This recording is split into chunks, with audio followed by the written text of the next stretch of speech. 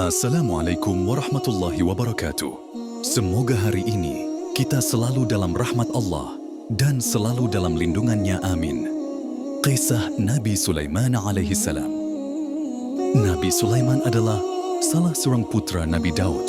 Sejak ia masih kanak-kanak, berusia 11 tahun, ia sudah menampakkan tanda-tanda kecerdasan, ketajaman otak, kepandaian berpikir serta ketelitian di dalam mempertimbangkan dan mengambil sesuatu keputusan. Sewaktu Daud, ayahnya menduduki tahta kerajaan Bani Israel, ia selalu mendampinginya dalam tiap-tiap sidang peradilan yang diadakan untuk menangani perkara-perkara perselisihan dan sengketa yang terjadi di dalam masyarakat. Ia memang sengaja dibawa oleh Daud, ayahnya menghadiri sidang-sidang peradilan, serta menyekutuinya di dalam menangani urusan-urusan kerajaan, untuk melatihnya serta menyiapkannya sebagai putra mahkota yang akan menggantikannya memimpin kerajaan. Bila tiba saatnya, ia harus memenuhi panggilan ilahi, meninggalkan dunia yang fana ini. Dan memang Sulaimanlah yang terpandai di antara sesama saudara yang bahkan lebih tua usia daripadanya. Suatu peristiwa yang menunjukkan kecerdasan dan ketajaman otaknya, yaitu terjadi pada salah satu sidang peradilan yang ia turut menghadirinya. Dalam persidangan itu, dua orang datang mengadu, meminta Nabi Daud mengadili perkara sengketa mereka, yaitu bahwa kebun tanaman salah seorang dari kedua lelaki itu telah dimasuki oleh kambing-kambing ternak kawannya di waktu malam, yang mengakibatkan rusak binasanya perkarangannya yang sudah dirawatnya begitu lama, sehingga mendekati masa menuainya. Kawan yang diadukan itu mengakui kebenaran pengaduan kawannya, dan bahwa memang hewan ternaknya lah yang merusak, binasakan kebun dan perkarangan kawannya itu. Dalam perkara sengketa tersebut, Daud memutuskan bahwa sebagai ganti rugi yang dideritai oleh pemilik kebun akibat pengrusakan kambing-kambing peliharaan tetangganya, maka pemilik kambing-kambing itu harus menyerahkan binatang peliharaannya kepada pemilik kebun sebagai ganti rugi yang disebabkan oleh kelalaiannya menjaga binatang ternakannya. Akan tetapi Sulaiman yang mendengar keputusan itu yang dijatuhkan oleh ayahnya itu, yang dirasa kurang tepat, berkata kepada si ayah, "Wahai ayahku, menurut pertimbanganku, keputusan itu sepatut berbunyi sedemikian kepada pemilik perkarangan yang telah binasa tanamannya, diserahkanlah hewan ternak jirannya untuk dipelihara, diambil hasilnya dan dimanfaatkan bagi keperluannya, sedang perkarangannya yang telah binasa itu diserahkan kepada tetangganya, pemilik peternakan untuk dipagar, dan dirawatnya sampai kembali kepada keadaan asalnya. Kemudian masing-masing menerima kembali miliknya, sehingga dengan cara demikian, masing-masing pihak tidak ada yang mendapat keuntungan atau kerugian lebih daripada yang sepatutnya." Keputusan yang diusulkan oleh Sulaiman itu diterima baik oleh kedua orang yang menggugat dan digugat, dan disambut oleh para orang yang menghadiri sidang dengan rasa kagum terhadap kecerdasan dan kepandaian Sulaiman, yang walaupun masih muda usianya, telah menunjukkan kematangan berpikir dan keberanian melahirkan pendapat, walaupun tidak sesuai dengan pendapat ayahnya. Peristiwa ini merupakan permulaan dari sejarah hidup Nabi Sulaiman yang penuh dengan mukjizat kenabian dan kurnia Allah yang dilimpahkan kepadanya dan kepada ayahnya Nabi Daud. Sejak masih berusia muda, Sulaiman telah disiapkan oleh Daud untuk menggantikannya, untuk menduduki tahta singgasana kerajaan Bani Israel. Kakak Sulaiman yang bernama Absalom tidak merelakan dirinya dilangkahi oleh adiknya. Ia beranggapan bahwa dialah yang sepatutnya menjadi putra mahkota, dan bukan adiknya yang lebih lemah fisikanya dan lebih muda usianya, serta belum banyak mempunyai pengalaman hidup seperti dia.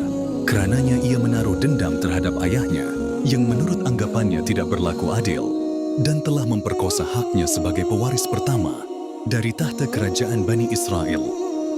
Absalom berketetapan hati akan memberontak terhadap ayahnya dan akan berjuang mati-matian untuk merebut kekuasaan dari tangan ayahnya atau adiknya, apapun yang harus ia korbankan untuk mencapai tujuan itu. Dan sebagai persiapan bagi rancangan pemberontakannya itu, dari jauh-jauh ia berusaha mendekati rakyat, menunjukkan kasih sayang dan cintanya kepada mereka, menolong menyelesaikan masalah-masalah yang mereka hadapi, serta mempersatukan mereka di bawah pengaruh dan pimpinannya. Ia tidak jarang bagi memperluaskan pengaruhnya. Berdiri di depan pintu istana, mencegat orang-orang yang datang ingin menghadap raja, dan ditanganinya sendiri masalah-masalah yang mereka minta penyelesaian. Setelah merasa bahwa pengaruhnya sudah meluas di kalangan rakyat Bani Israel, dan bahwa ia telah berhasil memikat hati sebagian besar dari mereka, Absalom menganggap bahwa saatnya telah tiba untuk melaksanakan rencana rampasan kuasa dan mengambil alih kekuasaan dari tangan ayahnya dengan paksa. Lalu ia menyebarkan mata-matanya ke seluruh pelosok negeri, menghasut rakyat, dan memberi tanda kepada penyokong-penyokong rencananya bahwa bila mereka mendengar suara bunyi trompet, maka haruslah mereka segera berkumpul. Mengerumuninya kemudian mengumumkan pengangkatannya sebagai Raja Bani Israel, menggantikan Daud ayahnya. Dan pada suatu pagi hari, dikala Daud duduk di serambi istana, berbincang-bincang dengan para pembesar dan para penasihat pemerintahannya, terdengarlah suara bergemuruh rakyat, bersorak-sorai meneriakan pengangkatan Absalom sebagai Raja Bani Israel menggantikan Daud yang dituntut turun dari tahtanya. Keadaan kota menjadi kacau balau, dilanda huru-hara.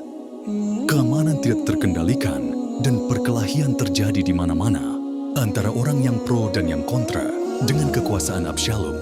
Nabi Daud merasa sedih melihat keributan dan kekacauan yang melanda negerinya akibat perbuatan putranya sendiri. Namun ia berusaha menguasai emosinya dan menahan diri dari perbuatan dan tindakan yang dapat menambah parahnya keadaan.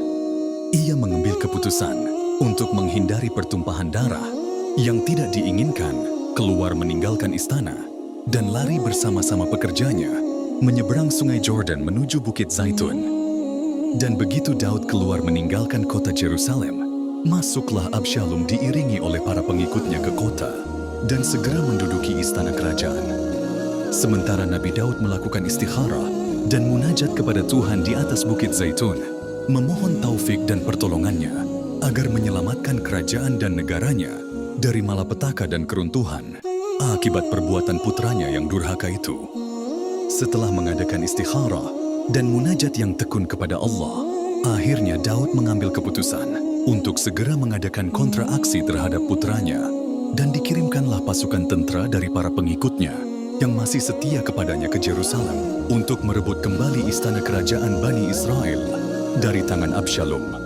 Beliau berpesan kepada komandan pasukannya yang akan menyerang dan menyerbu istana agar bertindak bijaksana dan sedapat mungkin menghindari pertumpahan darah dan pembunuhan yang tidak perlu. Teristimewa mengenai Absalom, putranya, ia berpesan agar diselamatkan jiwanya dan ditangkap hidup-hidup. Akan tetapi takdir telah menentukan lain daripada apa yang si ayah inginkan bagi putranya. Komandan yang berhasil menyerbu istana tidak dapat berbuat lain kecuali membunuh Absalom yang melawan dan enggan menyerahkan diri setelah ia terkurung dan terkepung. Dengan terbunuhnya Absalom, kembalilah Daud menduduki tahtanya dan kembalilah ketenangan meliputi kota Jerusalem sebagaimana sedia kala. Dan setelah menduduki tahta kerajaan Bani Israel, selama 40 tahun wafatlah Nabi Daud dalam usia yang lanjut. Dan dinobatkanlah sebagai pewarisnya Sulaiman, sebagaimana telah diwasiatkan oleh ayahnya. Nabi Sulaiman yang telah berkuasa penuh atas kerajaan Bani Israel yang makin meluas dan melebar, Allah telah menundukkan baginya makhluk-makhluk lain, yaitu jin, angin, dan burung-burung, yang kesemuanya berada di bawah perintahnya, melakukan apa yang dikehendakinya, dan melaksanakan segala komandonya. Di samping itu, Allah memberinya pula suatu kurnia, berupa mengalirnya cairan tembaga dari bawah tanah, untuk dimanfaatkannya bagi karya pembangunan gedung-gedung, pembuatan piring-piring sebesar kolam air, periuk-periuk yang tetap berada di atas tungku, yang dikerjakan oleh pasukan jinnya. Sebagai salah satu mukjizat yang diberikan oleh Allah kepada Sulaiman ialah kesanggupan beliau menangkap maksud yang terkandung dalam suara binatang-binatang, dan sebaliknya binatang-binatang dapat pula mengerti apa yang ia perintahkan dan ucapkan. Demikianlah, maka tatkala Nabi Sulaiman berpergian dalam rombongan kafilah yang besar, terdiri dari manusia, jin dan binatang-binatang lain, menuju ke sebuah tempat bernama Asgalan. Ia melalui sebuah lembah yang disebut Lembah Semut. Di situ ia mendengar seekor semut berkata kepada kawan-kawannya, "Hai semut-semut, masuklah kamu semuanya ke dalam sarangmu, agar supaya kamu selamat dan tidak menjadi binasa diinjak oleh Sulaiman dan tentaranya tanpa ia sadar dan sengaja. Nabi Sulaiman tersenyum tertawa mendengar suara semut yang ketakutan itu. Ia memberitahu hal itu kepada para pengikutnya, seraya bersyukur kepada Allah atas kurnia-Nya yang menjadikan ia dapat mendengar serta menangkap maksud yang terkandung dalam suara semut itu. Ia merasa takjub bahwa binatang pun mengerti bahwa nabi-nabi Allah tidak akan mengganggu sesuatu makhluk dengan sengaja dan dalam keadaan sadar.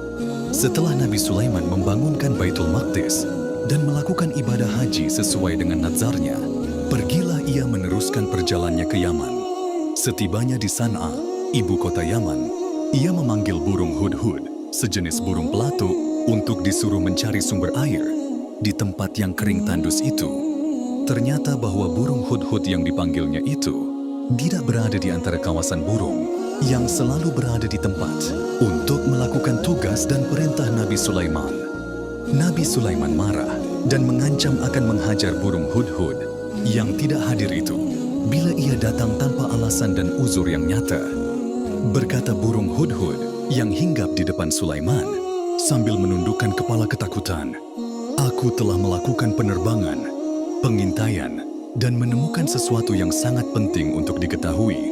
Oleh paduka Tuan, aku telah menemukan sebuah kerajaan yang besar dan mewah di negeri Sabah yang dikuasai dan diperintah oleh seorang ratu. Aku melihat seorang ratu itu duduk di atas sebuah tahta yang megah, bertaburkan permata yang berkilauan. Aku melihat ratu dan rakyatnya tidak mengenal Tuhan pencipta alam semesta yang telah mengurniakan mereka kenikmatan dan kebahagiaan hidup. Mereka tidak menyembah dan sujud kepadanya, tetapi kepada matahari. Mereka bersujud kepadanya dikala terbit dan terbenam. Mereka telah disesatkan oleh syaitan dari jalan yang lurus dan benar." Berkata Sulaiman kepada Hudhud, "Baiklah, kali ini aku ampuni dosamu kerana berita yang engkau bawakan ini, yang aku anggap penting untuk diperhatikan. Dan untuk mengesahkan kebenaran beritamu itu, bawalah suratku ini ke Sabah dan lemparkanlah ke dalam istana ratu yang engkau maksudkan itu. Kemudian kembalilah secepat-cepatnya, sambil kami menanti perkembangan selanjutnya.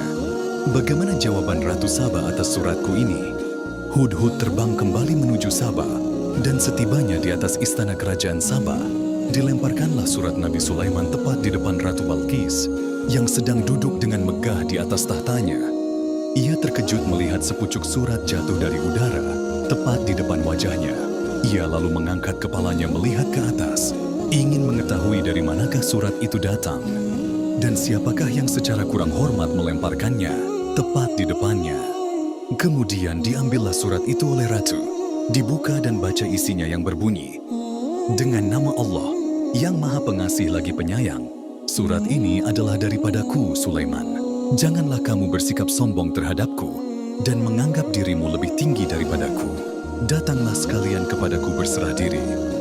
Setelah dibacanya berulang kali surat Nabi Sulaiman, Ratu Balqis memanggil para pembesarnya dan para penasihat kerajaan berkumpul untuk memusyawarahkan tindakan apa yang harus diambil.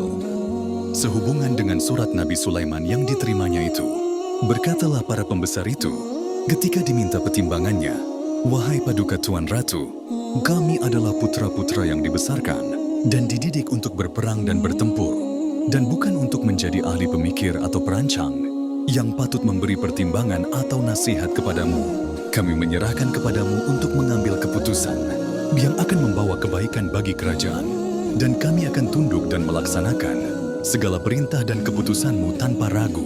Kami tidak akan gentar menghadapi segala ancaman dari manapun datangnya, demi menjaga keselamatanmu dan keselamatan kerajaanmu."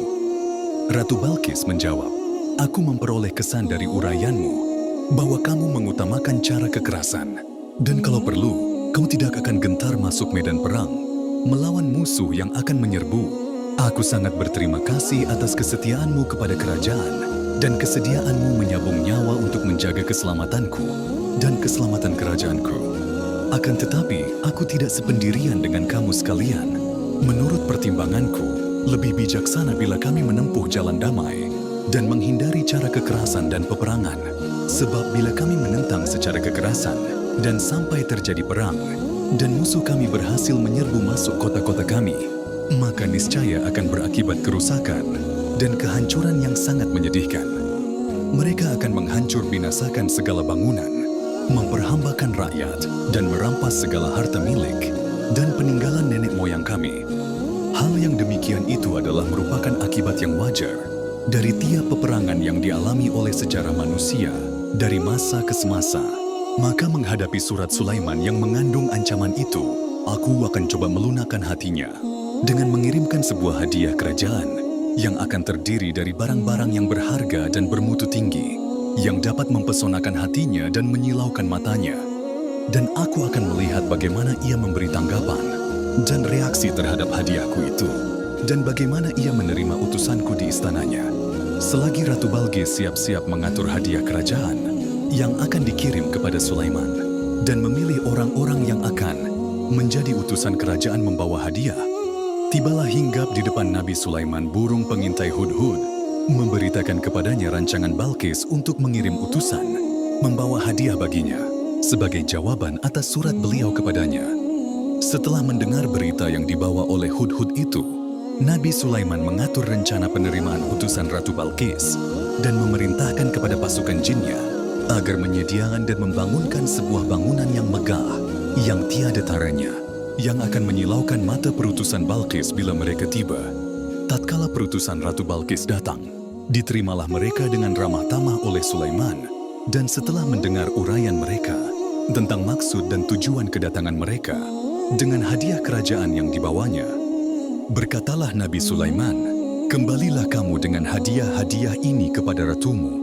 Katakanlah kepadanya bahwa Allah telah memberiku rezeki dan kekayaan yang melimpah ruah dan mengurniaiku dengan kurnia dan nikmat yang tidak diberikannya kepada seseorang daripada makhluknya. Di samping itu aku telah diutuskan sebagai nabi dan rasulnya dan dianugerahi kerajaan yang luas, yang kekuasaanku tidak saja berlaku atas manusia, tetapi mencakup juga jenis makhluk jin dan binatang-binatang. Maka bagaimana aku akan dapat dibujuk dengan harta benda dan hadiah serupa ini? Aku tidak dapat dilalaikan dari kewajiban dakwah kenabianku. Oleh harta benda dan emas walaupun sepenuh bumi ini, kamu telah disilaukan oleh benda dan kemegahan duniawi, sehingga kamu memandang besar hadiah yang kamu bawakan ini, dan mengira bahwa akan tersilaulah mata kami dengan hadiah ratumu.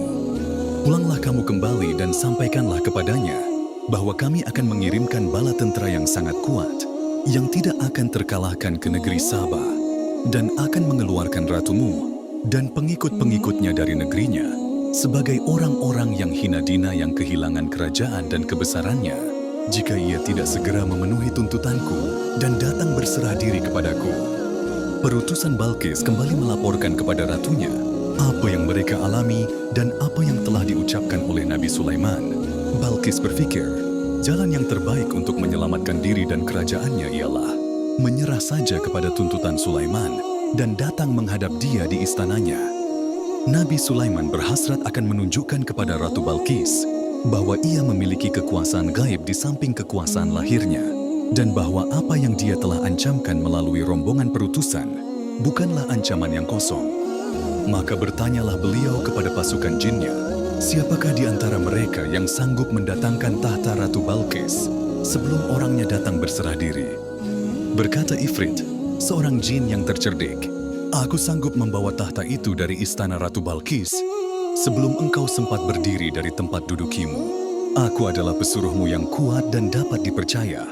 Seorang lain yang mempunyai ilmu dan hikmah nyeletuk berkata, "Aku akan membawa tahta itu ke sini sebelum engkau sempat memejamkan matamu." Ketika Nabi Sulaiman melihat tahta Balqis sudah berada di depannya, berkatalah ia, "Ini adalah salah satu kurnia Tuhan kepadaku, untuk mencoba apakah aku bersyukur atas kurnianya itu, atau mengingkarinya, karena barang siapa bersyukur, maka itu adalah semata-mata untuk kebaikan dirinya sendiri. Dan barang siapa mengingkari nikmat dan kurnia Allah, ia akan rugi di dunia dan di akhirat. Dan sesungguhnya Allah Maha Kaya lagi Maha Mulia." Menyongsong kedatangan Ratu Balqis, Nabi Sulaiman memerintahkan orang-orangnya agar mengubah sedikit bentuk dan warna tahta ratu itu yang sudah berada di depannya Kemudian setelah ratu itu tiba beserta pengiring-pengiringnya, bertanyalah Nabi Sulaiman seraya menundingkan kepada tahtanya. "Serupa inikah tahtamu?" Balkis menjawab, "Seakan-akan ini adalah tahtaku sendiri." Seraya bertanya-tanya dalam hatinya, bagaimana mungkin bahwa tahtanya berada di sini, padahal ia yakin bahwa tahta itu berada di istana. Tatkala ia bertolak meninggalkan Sabah, selagi Balkis berada dalam keadaan kacau pikiran, keheranan melihat tahta kerajaannya sudah berpindah ke istana Sulaiman, ia dibawa masuk ke dalam sebuah ruangan yang sengaja dibangun untuk penerimaannya. Lantai dan dinding-dindingnya terbuat dari kaca putih. Balkis segera menyingkapkan pakaiannya ke atas betisnya. Ketika berada dalam ruangan itu, mengira bahwa ia berada di atas sebuah kolam air yang dapat membasahi tubuh dan pakaiannya. Berkata Nabi Sulaiman kepadanya, "Engkau tidak usah menyingkap pakaianmu. Engkau tidak berada di atas kolam air. Apa yang engkau lihat itu adalah kaca-kaca putih yang menjadi lantai dan dinding ruangan ini." "Oh Tuhanku," Balkis berkata menyadari kelemahan dirinya terhadap kebesaran dan kekuasaan Tuhan yang dipertunjukkan oleh Nabi Sulaiman. "Aku telah lama tersesat berpaling daripadamu, melalaikan nikmat dan kurniamu, merugikan dan menzalimi diriku sendiri, sehingga terjatuh dari cahaya dan rahmatmu. Ampunilah aku. Aku berserah diri kepada Sulaiman dengan ikhlas dan keyakinan penuh. Kasihanilah diriku, wahai Tuhan yang Maha Pengasih dan Maha Penyayang." Demikianlah kisah Nabi Sulaiman dan Balkis Ratu Sabah. Al-Quran mengisahkan bahwa tidak ada tanda-tanda yang menunjukkan wafatnya Sulaiman, kecuali anai-anai yang memakan tongkatnya, yang ia sandar kepadanya ketika Tuhan mengambil rohnya. Para jin yang sedang mengerjakan bangunan atas perintahnya tidak mengetahui bahwa Nabi Sulaiman telah wafat, kecuali setelah mereka melihat Nabi Sulaiman tersungkur jatuh di atas lantai, akibat jatuhnya tongkat sandarannya yang dimakan oleh anai-anai. Sekiranya para jin sudah mengetahui sebelumnya, pasti mereka tidak akan tetap meneruskan pekerjaan yang mereka anggap sebagai siksaan yang menghinakan. Subscribe yang suka kisah ini. Semoga Allah lancarkan rezekinya, amin.